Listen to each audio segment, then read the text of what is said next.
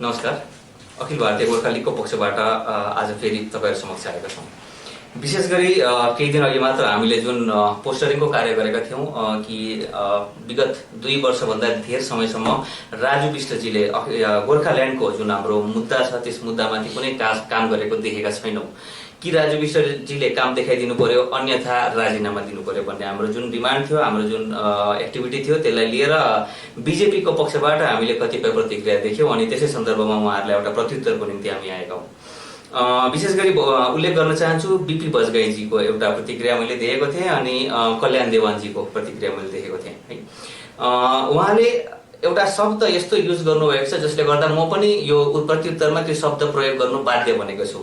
मूर्ख भन्ने शब्द उहाँहरूले प्रयोग गर्नुभएको छ, त्यसर्थ मेरो संस्कारले दिदैन तर म त्यो शब्द फेरि प्रयोग गर्छु यहाँ, किनभने त्यो उहाँहरूलाई उत्तर दिनुको निम्ति अनिवार्य पनि हो। हुन त बीपी बजगाईजीले पहिला आइनासीको समयमा भनिसकेका हुन् है, आसाम एकर्ड चाहिँ इन्दिरा गान्धी र मुजिबुर रहमान बीच भएको एउटा सम्झौता थियो भनेर। त बीपी बजगाई त सर्टिफाइड मूर्ख भइहाले त्यही दिनदेखि। जहाँसम्म कुरा छ कल्याण देवानजीको, कल्याण देवानजी अब उहाँको मूर्खताको जुन परिचय छ त्यो यही बातबाट थाहा पाउन सकिन्छ कि बीजेपीमा 3 वर्षसम्म सदस्यता नभएको व्यक्तिले कुनै पदमै बस्नु पाउँदैन अनि उहाँ भर्खरै मात्र बीजेपीमा जोइन गरेको अनि एउटा पदमा उहाँलाई राखिएको छ अनि त्यसले नै उहाँको मूर्खताको परिचय दिन्छ कि उहाँले कि बीजेपीको संविधान पनि उहाँलाई ज्ञात छैन र आफू एक्ज्याक्टली कुन पदमा छु र कसरी छु, किनभने उहाँसँग राज्य अथवा केन्द्रका अधिकारीले दिएको के भनौं नियुक्ति पत्र पनि छैन। त्यो पनि म यो भन्न चाहन्छु किनभने उहाँले पर्सनली यो हाम्रो यस मुद्दाको उत्तर दिनुभयो जबकि हामीले सोधेका थियौं राजु विष्टजीले 2 वर्षभन्दा धेरै समय के काम गर्नुभयो। उत्तर त्यहाँ समय सीमित भए हामीलाई पर्सनली जान्ने आवश्यकता थिएन, जान पनि चाहदैनौं अहिले पनि भन्दैछु, किनभने हामी पर्सनली गयो भने धेरै चीजहरु खोल्छ उहाँहरुको पनि। अनि जहाँसम्म यो राजु विष्टजीको उत्तर नदिएर उहाँले कतिपय मुद्दाहरु जुन घुमाउनु भयो। सर्वप्रथम मुद्दा उहाँले घुमाउनु भयो नोटा भन्दा कम्ती भोट आउनेले कसरी 4 लाख भन्दा धेरै मार्जिनले जितेको एमपीलाई प्रश्न गर्दैछ भन्ने। राजनीतिमा बुढो हुनु एउटा चीज हो, राजनीतिमा परिपक्व र अनुभवी हुनु एउटा चीज हो, बुढो हुनु अनुभवी होइन। त्यो चीजले उहाँको यहाँ यो वाक्यले यहाँ उहाँको अवस्था बुझाउँदैछ किनभने एउटा गणतान्त्रिक देशमा गणतन्त्रको जब कुरा गरिन्छ चुनाव जितिसकेपछि जित्ने व्यक्तिले जनताप्रति उत्तरदायी हुन्छ, आफूले जुन वाचा गरेका थिए त्यो वाचालाई पूरा गर्ने। हार्ने व्यक्तिको उत्तरदायित्व हुन्छ त्यो जित्ने व्यक्तिलाई उसले गरेको वचनहरू याद दिलाउने। अनि एज एन हार्ने व्यक्तिको त विपक्षको भूमिका हुन्छ, विपक्षमा उसले सोध्छ तिमीले के काम गर्यौ, जुन भोटको निम्ति तिमीले जनतालाई एउटा आश्वासन दिएको थियो त्यो आश्वासन कहाँसम्म पुग्यो त्यो सोध्नु नै जिम्मेदारी हो हार्ने व्यक्तिको। अनि हामी त्यो जिम्मेदारी पालन गरिरहेका छौं, जित्ने व्यक्तिले त्यो जिम्मेदारी खोइ पालन गरेको। जित्ने व्यक्तिले आज जब हामी प्रश्न गर्दैछौं उहाँहरू प्रश्नहरूबाट भाग्दैछन्, उहाँहरूले प्रश्नबाट भागेर यस्तो यस्तो व्यक्तिलाई पठाउँदैछन् जुन व्यक्तिहरूको न कुनै स्टेटमेन्टको भ्यालु छ। हामीले एमपी को राजीनामाको माग गर्दैछौं र एमपी को कामको हिसाब माग्दैछौं, उहाँहरू कुरा गर्छन् आम्रा बंगालीको पुतला जलाउँदाखेरि कहाँ थियो भनेर। आम्रा बंगालीको पुतला जल्नु नजल्नु आम्रा बंगाली हाम्रो मुद्दा हो कि हाम्रो मुद्दा अलग राज्य गोर्खाल्यान्ड हो। मेरो प्रश्न अलग राज्य गोर्खाल्यान्ड माथि तिमीले भोट मागेर गएको थियौ र संसदमा तिम्रो बोल्ने अधिकार छ, तिमी बोल्ने ठाउँमा छौ, तिम्रो जिम्मेदारी खोइ, तिम्रो काम खोइ, त्यो हाम्रो प्रश्न हो। अनि जनताको पक्षमा हो, आम्रा बंगाली मेरो मुद्दा होइन अनि म आम्रा बंगाली माथि किन प्रश्न गर्नु, कुरा त्यहाँ छ। अनि जहाँसम्म हाम्रा कल्याण देवानजीहरूको जुन भाषा मैले देखेँ, कल्याण देवानजीहरूको जुन राजनैतिक ज्ञान देखेँ, यहाँ त राजनीतिको भने त डेमोक्रेसीमा पक्ष र विपक्षको भूमिका समेत ज्ञान नभएको व्यक्तिहरूले आजसम्म राजनीति गरिरहेका थिएन, आजसम्म हामीलाई नेतृत्व गरिरहेका थिए भनेर नै आज हाम्रो माग यो अवस्थामा छ। अनि त्यसर्थ म उहाँलाई सुझाव दिन चाहन्छु कि अहिले जुन समय छ यो समय सीमा भित्र उहाँहरूले एटलिस्ट आफ्नो जुन स्ट्यान्ड छ, आफ्नो जुन उत्तर छ, आफ्नो जुन तर्कहरू छ कि सांसदले काम गरे भन्ने त्यो राखिदिनु, अन्यथा फेरि अन्य किसिमको बृहत एउटा कार्यक्रमहरू हुन जान्छ। अनि त्यस सन्दर्भमा तपाईलाई अलिकति स्पष्टीकरण पनि दिन चाहन्छु। भोलिदेखि हामी बेलुका 7 बजी यो 3 दिन कन्टिन्यू हामी चर्चाको कार्यक्रम राख्नेछौँ। पहिलो दिन केही वरिष्ठ पत्रकारहरूसँग हामी चर्चा गर्नेछौँ सांसदको भूमिका कस्तो हुनुपर्ने हो, पक्ष र विपक्षको भूमिका कस्तो हुनुपर्ने हो, अलग राज्य गोर्खाल्यान्डको निम्ति हामी कहाँ अड्किरहेका छौं त्यस विषय हामी चर्चा गर्नेछौँ भोलि बेलुका 7 बजेदेखि फेसबुक लाइभमा। अनि विभिन्न मिडियाहरूसँग यो लिंक हामी साझा गर्नेछौँ, उहाँहरुकोमा पनि लाइभ आउनेछ। पर्सिको दिन हामी चर्चा गर्नेछौँ कतिपय वरिष्ठ राजनीतिक व्यक्तिहरूसँग जसले जो राजनीतिमा साँच्चै अनुभव छन् अनि त्यो अनुभवी कल्याण देवान जी जस्तो बगम फुस्रे अनुभव होइन, बुढो हुनु होइन, अनुभवी व्यक्तिहरू, साँच्चैमा अनुभवी व्यक्तिहरूसँग राजनीतिक चर्चा गर्नेछौँ। सांसदको भूमिका, अलग राज्य गोर्खाल्यान्ड र हामी कहाँ चुकेको छौँ त्यस विषयमा हामी चर्चा गर्नेछौँ। र पर्सिको दिनको जुन लाइभ सेसन हुन्छ त्यस लाइभ सेसनमा म पर्खिनेछु बिजेपीको पक्षबाट को व्यक्ति आउँदो रहेछ आफ्नो तथ्य साथ, उहाँहरूले गरेको यस 2 वर्ष 2.5 वर्षमा जुन काम गरे त्यो तथ्य साथ को व्यक्ति आउँदो रहेछ, चाहे त्यो बिजेपीबाट आओस् या गठबन्धनबाट आओस्, हामी स्वागत गर्नेछौँ। जोसुकै व्यक्ति जतिसुकै होमवर्क गरेर आओस्, किनभने हामी भोलि र पर्सिको जुन कार्यक्रम गर्दैछौँ त्यो कार्यक्रम उहाँहरूको निम्ति सिलेबस हो। पढेर आउनु, यो क्वेसनहरू तपाईँहरूलाई सोधिनेछ, यस प्रश्नहरूमाथि तपाईँले आफ्नो उत्तर राख्नुपर्नेछ। अनि त्यतिको होमवर्क दिएपछि पनि आउन सक्छन् कि सक्दैन त्यो जनताले हेर्नु। आयो भने चर्चा हुनेछ, आएनन् भने जनताले बुझ्दा हुन्छ यो एमपी, यो बिजेपीको जति पनि नेताहरू छन् खोक्रो छन्, उहाँहरूले के काम गरेको छैन। उहाँले भन्नुहुन्थ्यो नि यो गोर्खाली सबभन्दा पुरानो पार्टी के गर्यो अहिलेसम्म भनेर पार्टी भने उहाँ प्रश्न पनि त्यसै त्यो विषयमा के भन्न चाहनुहुन्छ? गोर्खा लिगको इतिहास गौरवशाली छ।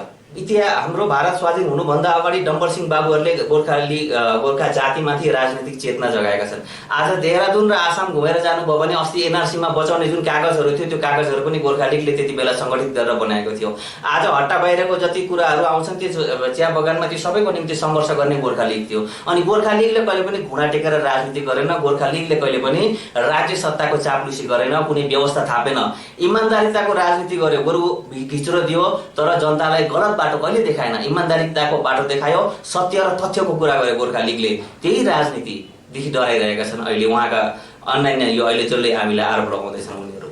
र तपाईँहरूलाई तुलना गर्छन् टिएमसीसित, यो एउटा टिएमसीको गठबन्धन जस्तै भन्ने तपाईँलाई एउटा तुलना गर्छ, त्यो विषयमा के भन्न चाहन्छ? सजिलो छ यो। एक्चुअली यो कतिपय बगमफुस्टे नेताहरू छन्, मैले अघि भनिहालेँ, बुढो हुनु र अनुभवी हुनुमा फरक छ। यहाँहरू बुढो भयो तर राजनीतिको स्टाइल 86को छ।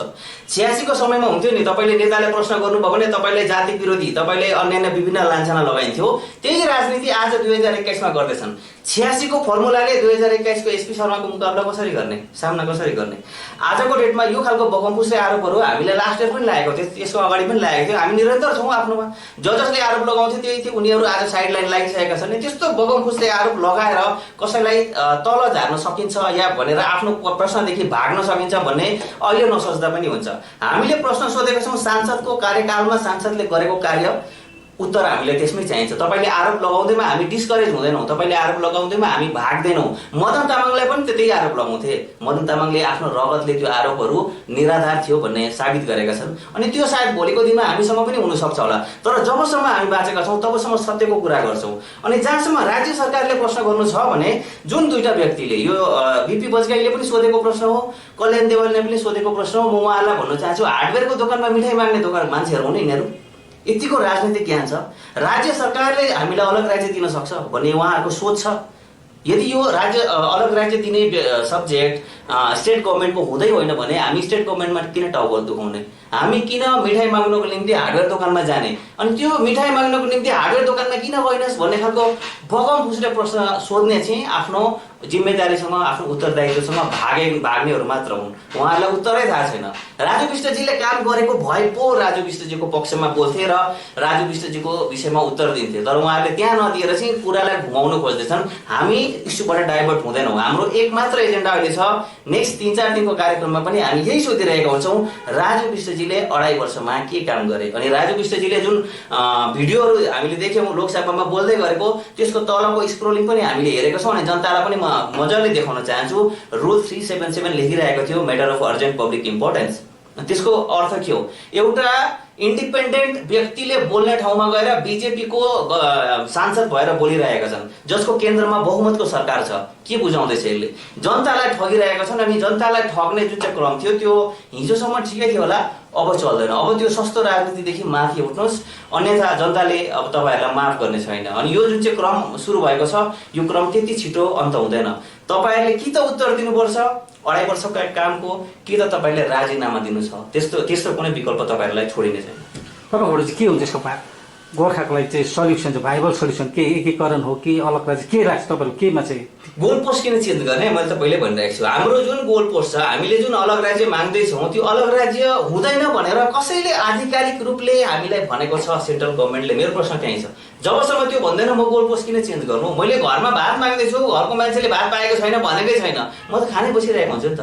मेरो चिज हाम्रो मुद्दा एक मात्र छ गोर्खाल्यान्ड मुद्दादेखि हामी सर्दैनौँ। हाम्रो समस्या नि त्यही हो नि, हामी एउटा दिल्ली हिँडिरहेको हुन्छौँ, बाटोमा ट्रेन भेटेन, अलि लु कलकत्ता जाउँ, त्यस्तो हुन्छ। त्यो त हाम्रो त लक्ष्य नै भएन नि। हामी कुन उद्देश्य लिएर राजनीति गर्दैछौँ? राजनैतिक उद्देश्य त केन्द्रित हुन्छ, तरिका चेन्ज हुन्छ नि। हामी गोर्खाल्यान्डको लागि यो तरिका गर्दै थियौँ, यो भएन, रणनीति चेन्ज गरिन्छ, अर्को रणनीतिमा आइन्छ। तर हाम्रो चाहिँ के हुन्छ भने रणनीति चाहिँ एउटै छ, भोट बेच्ने, घरिघरि राष्ट्रिय पार्टीलाई भोट बेच्ने, तर गोल पोस्ट चेन्ज गर्छौँ। यो पालि यो मुद्दामा, अर्को पालि नर्थ बेङ्गल मुद्दामा, अर्को पालि दार्जिलिङ एकीकरण मुद्दामा। के हुँदैछ यो? घरि कसैले 6 सेड्युल मुद्दामा। मुद्दा 50 वटा भयो, रणनीति चाहिँ एउटै छ, भोट बेच्ने। भोट बेच्ने छोडिदिउँ, मुद्दा एउटै राखौँ, हाम्रो कुरा त्यो हो। घर के फर्श की चमक को रखिए बरकरार जीप्स निमोल नीम हर्बल के साथ, क्योंकि निमोल हर्बल नीम घर को साफ ही नहीं रखता बल्कि 99.9% जर्म्स और बैक्टीरिया का जड़ से सफाया भी करता है। घर को स्वच्छ बनाइए, आप भी अपनाइए जीप्स निमोल।